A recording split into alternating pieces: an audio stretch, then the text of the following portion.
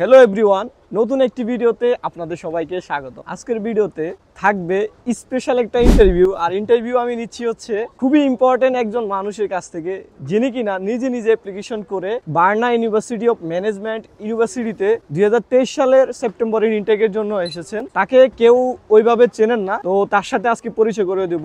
উনি হচ্ছে তাহমিদ ভাই। তো ভাই কেমন আছেন?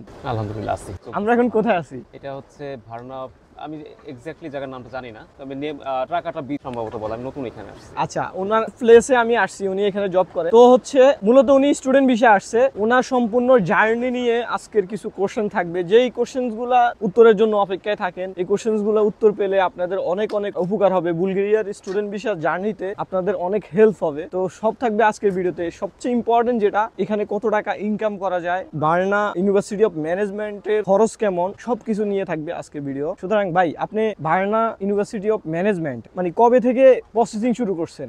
এটা 2022 ডিসেম্বরে 1 তারিখ। আপনি কিভাবে জানলেন যে বুলগেরিয়ার মতো একটা দেশে স্টুডেন্ট বিষয়ে আসা যাবে? আমি ইউরোপের মোটামুটি সব দেশ সম্পর্কে জানা আছে আর কি। আচ্ছা। অনলাইনে স্টাডি করছিলাম, তো দেখলাম যে একদিন ফেসবুকে একটা অ্যাড দেখলাম, বার্না ইউনিভার্সিটি অফ ম্যানেজমেন্ট। তো ভাবলাম যে ওখানে অ্যাডমিশন অফিসারের কাছে ইমেল করি। পরে ইমেল করলাম, পরে ডকুমেন্টস চাইলো, স্ক্যান করে দিলাম, সব ইমেল করে দিলাম। পরে ছোট একটা ইন্টারভিউ নিল, পরে বললো যে ঠিক আছে অ্যাডমিশন হবে। ইংলিশ টেস্ট দিতে হবে, আচ্ছা। আইএলটিএস নাই। আচ্ছা, ওইটা দেওয়ার পরের দিনই আমাকে অফার লেটার দিয়ে দিছে। মানে এক্সামটা দেওয়ার পরের দিনে আপনাকে অফার লেটার দিয়ে দিছে। এরকম অনেকজনে কিন্তু বাংলাদেশ থেকে অলরেডি অফার লেটার পাইছে। এর পরের প্রসেসগুলো ওরা জানতেছে না, বুঝতেছে না কি করবে। আচ্ছা আচ্ছা।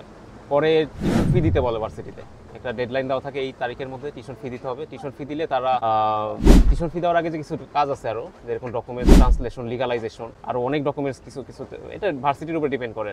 কি কি ডকুমেন্টস আপনি করছিলেন? আমার জন্য লাগছিল, আমার অনেকগুলো ডকুমেন্টস লাগছে। এই ভার্সিটির রিকোয়ারমেন্টস অনেক বেশি। আচ্ছা আচ্ছা। আমার লাগছিল 2টা রিকমেন্ডেশন লেটার প্রফেসরের কাছ থেকে। আপনার বাংলাদেশে? হ্যাঁ, বাংলাদেশে। আপনি কোন প্রোগ্রামে আসছেন? আমি আসলে এমবিএ মাস্টার্স প্রোগ্রামে আসছে উনি, মানে আপনি মাস্টার্স প্রোগ্রামে আসছে। তো প্রথমে আপনাকে যখন অফার লেটার দিল, মানে আপনি যখন এন্ট্রান্স এক্সাম অ্যাটেন্ড করছেন, পরে আপনাকে সব লিস্ট দিয়ে দিছে কি কি করতে হবে। তো আপনার ডকুমেন্টসগুলো লিগ্যালাইজেশন করতে বলছে না? হ্যাঁ হ্যাঁ, ডকুমেন্টস লিগ্যালাইজেশন করতে ইন্ডিয়া থেকে। হ্যাঁ। এটা কিভাবে করেছিলেন? আচ্ছা, প্রথমে তো ট্রান্সলেশন করতে হয়। ট্রান্সলেশনটা প্রথমে করছেন? হ্যাঁ, ট্রান্সলেশনের পরে এটা লিগ্যালাইজ করতে হয়। এটা এখন তো আমরা তো যেভাবে আসছি, এটা হচ্ছে আমরা কি করছি, প্রথমে ডকুমেন্টগুলো আপনার ইন্ডিয়াতে যে এমবাসি আছে বুলগেরিয়া, ওই এমবাসি থেকে আমরা অ্যাটাস্টেশন করি, লিগ্যালাইজেশন করি আর কি। এরপরে হচ্ছে বুলগেরিয়াতে পাঠাই, ট্রান্সলেশন করে দেন হচ্ছে এই অফার লেটার আসে, মিনিস্ট্রি অ্যাপ্রুভাল আসে। আপনি কিভাবে হয়েছিল আপনারটা আপনি শেয়ার করেন ভাই। আচ্ছা, তো প্রথমে তো ভার্সিটিতে তো ডকুমেন্টস চাই, ওই যে আপনার ইসের জন্য এমওই অ্যাপ্রুভালের জন্য ডকুমেন্টস পাঠাইতে হয়, ওখানে ট্রান্সলেশন করতে হয় যেটা আর কি। সেটা হচ্ছে আপনার যে ভিসা থিং ফর স্টুডেন্ট গুলশানে, ওদের মাধ্যমে আমি জাস্ট এটা করছি আর কি।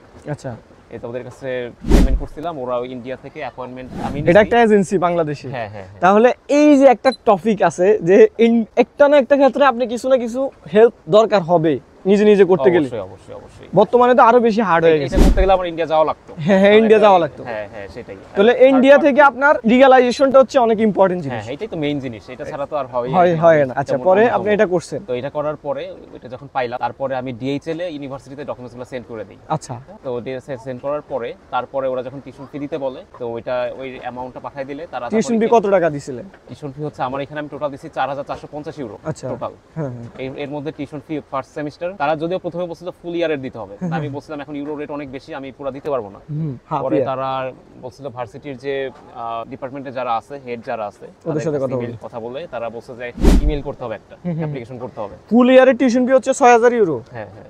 ওরে, মানে বার্না ইউনিভার্সিটি অফ ম্যানেজমেন্টে অনেক বেশি টিউশন ফি। একটু বেশি। এটা কারণ হচ্ছে আপনার এটার সাথে তো কার্ডিফ মেট্রোপলিটন ইউনিভার্সিটির সাথে কোলাবোরেশন, ডাবল এমবিএ লন্ডনে।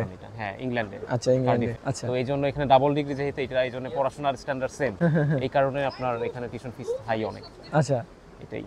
তো এই ডিগ্রিটা ওইখান থেকে নিতে গেলে লাগতো 18000 পাউন্ড, আর এখানে জাস্ট দিতে হয় আপনার রেজিস্ট্রেশন ফি। মানে ইউনিভার্সিটিটা অনেক স্বনামধন্য একটা ইউনিভার্সিটি, সেজন্য টিউশন ফিটাও একটু বেশি স্বাভাবিক। স্টুডেন্টদেরকেও মানে অনেক সাপোর্ট করে, মানে নিজে নিজে অ্যাপ্লিকেশন করার ক্ষেত্রে ওদের কোনো রিপ্রেজেন্টেটিভ নাই, কিছু নাই, আপনি নিজে নিজে করতে পারেন, কিন্তু আপনাকে খরচ করতে হবে, প্রসেস আগাইতে হবে। হ্যাঁ হ্যাঁ। অ্যাডমিশন অফিসারের কাছে ইমেল করতাম, উনি বলতো জাস্ট এটা করতে, এটা দিতে, যেভাবে দিক নির্দেশনা দিয়েছে সেভাবে। মেডিকেল টেস্ট এটাও লাগছে, এটাও দিতে হইছে। তো রিকমেন্ডেশন লেটার, মানে টোটাল চেকলিস্ট যেটা ছিল টোটাল রেডি করে আমি ইমেল, তারপরে ফাইনালি তাদের কাছে স্ক্যান করে পাঠাইলাম যে সব ঠিক আছে কিনা। তারা যখন কনফার্মেশন দিছে সব ঠিক আছে, তারপরে ডিএইচএল করে সরাসরি ভার্সিটিতে পাঠিয়ে দিচ্ছে। আচ্ছা, তারা এমওই অ্যাপ্রুভালের জন্য অ্যাপ্লাই করে, ওইটা 13 দিনের মধ্যে আসে।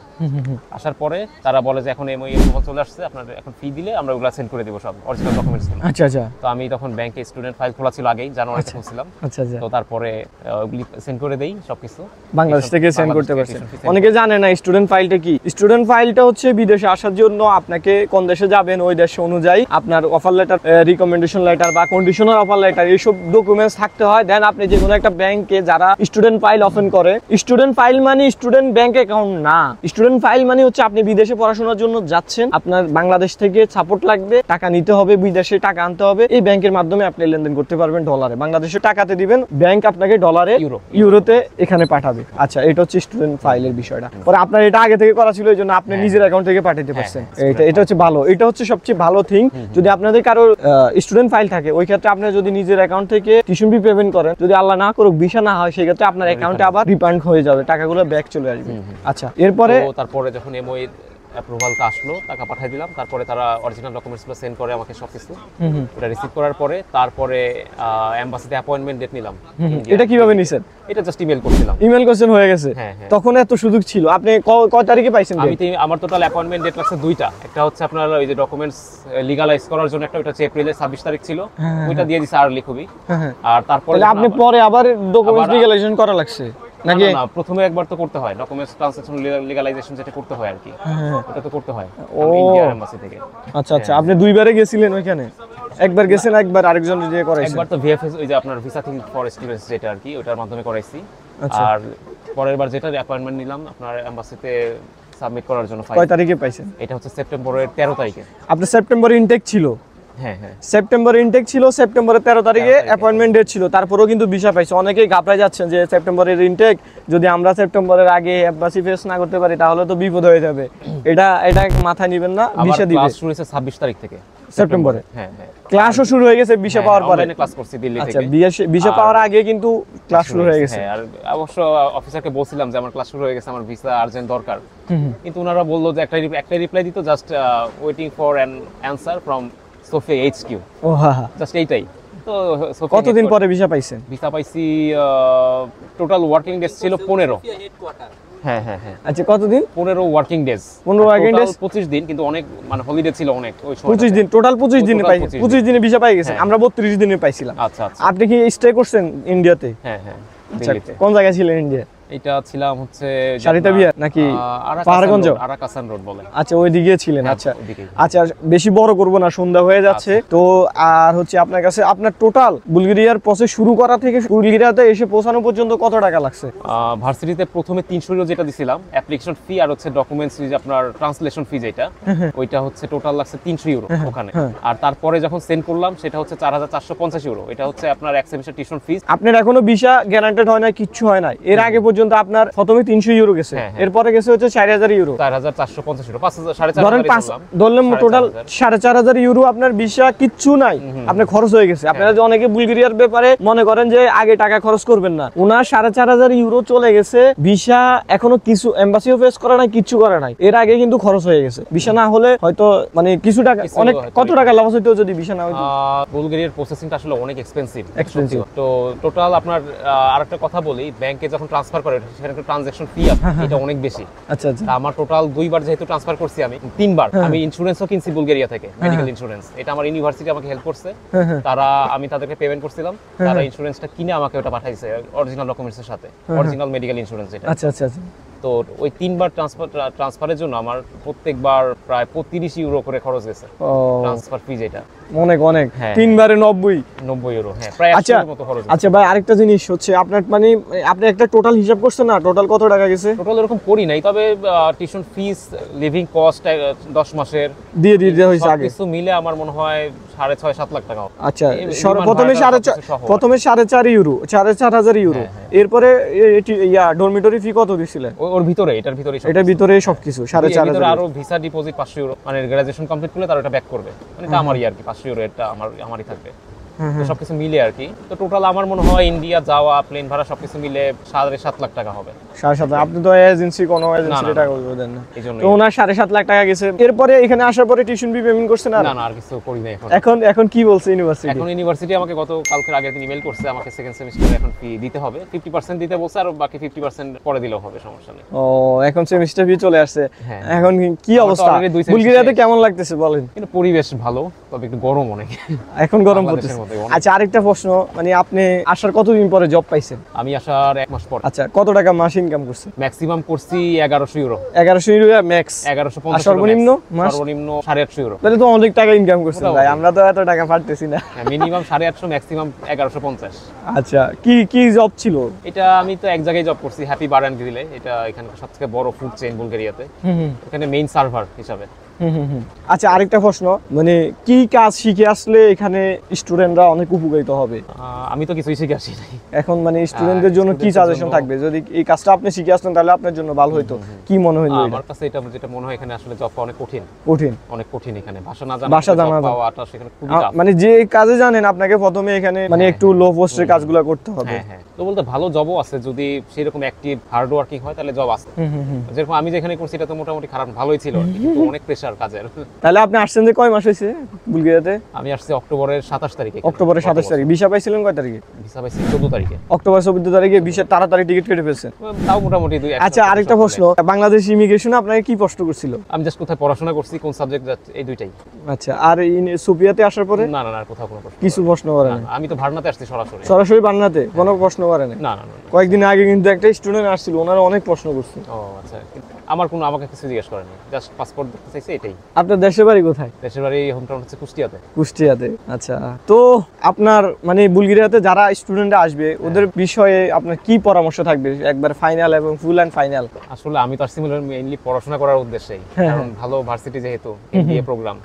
এখন তারপরও টিউশন ফিসটা একটু যেহেতু বেশি, কাজ করতে হচ্ছে অনেক, এখন পড়াশোনা একটু হালকা ব্রেক হইছে, অ্যাসাইনমেন্ট একটু খারাপও হইছে। এখন অনেকের শুনছি যে বিভিন্ন প্রোগ্রাম আসে, ব্যাচেলর আসতেছে, ল্যাঙ্গুয়েজ প্রোগ্রাম আসে, এইগুলো সম্পর্কে আসলে আমার তেমন সেরকম আইডিয়া নাই। ল্যাঙ্গুয়েজ প্রোগ্রামের পরে কি হয় না হয় আমার ঠিক জানা নাই আসলে।